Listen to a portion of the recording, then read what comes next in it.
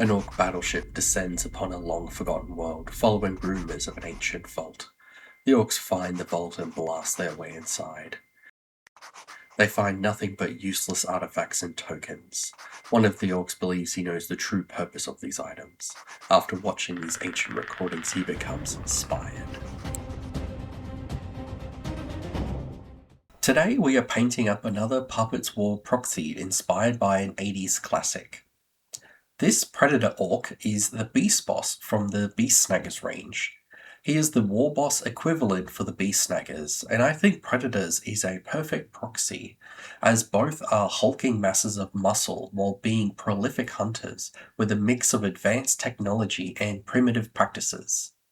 The original Beastboss model even comes with a shoulder-mounted gun. The only thing missing is Beastboss's not having a deadly demise ability.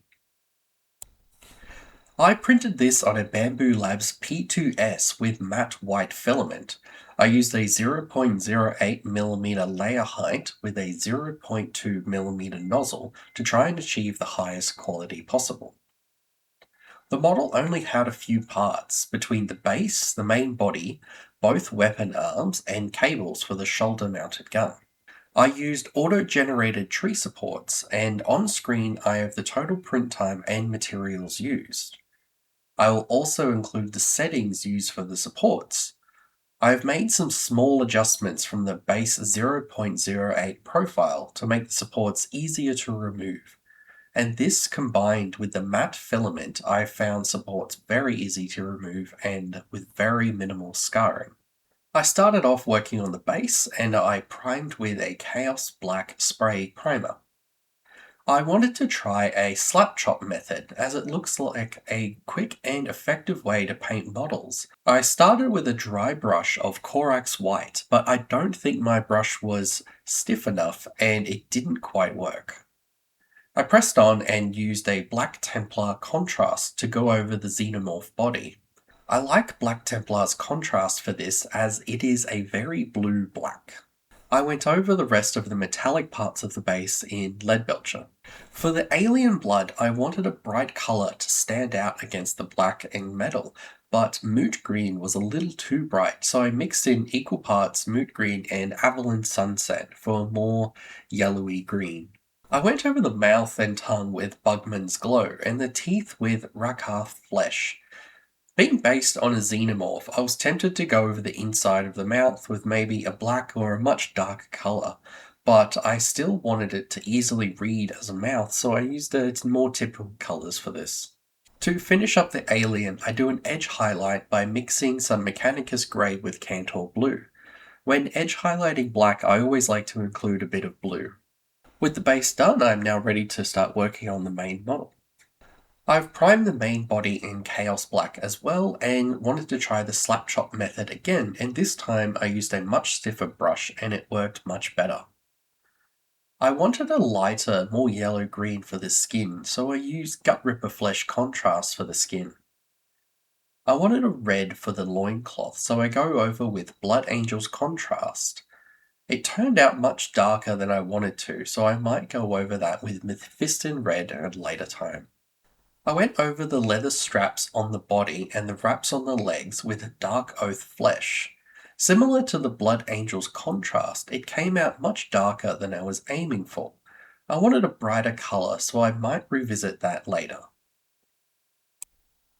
For all of the metal, I go over with Leadbelcher. This includes the weapons, the head, and the tendrils coming out of the head, along with the plating on the boots and the knees.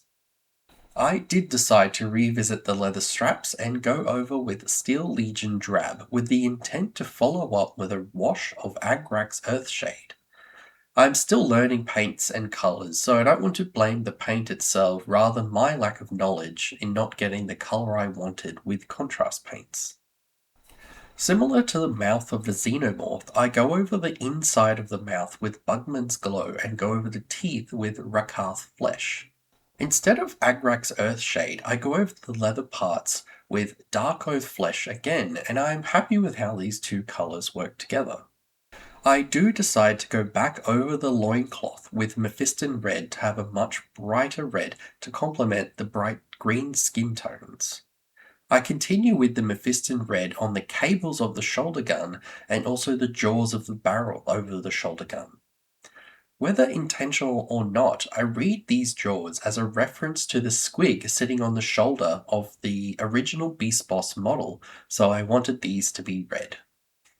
After that, I gave all the metal parts a liberal wash in Nuln oil to help fill in the cracks and give them some more dimension, especially the tendrils and chains coming out from the head. I finished off by combining some Mephiston Red with Korax White to edge highlight the gun jaws and a few edges and creases of the loincloth. At that point I thought I was done, but after a few coats of Gut Ripper flesh to get the bright green I wanted, it was still looking a bit flat, so I went over with a coat of Coelia Garden Shade to add some more definition back into the muscles, and I think it turned out pretty well.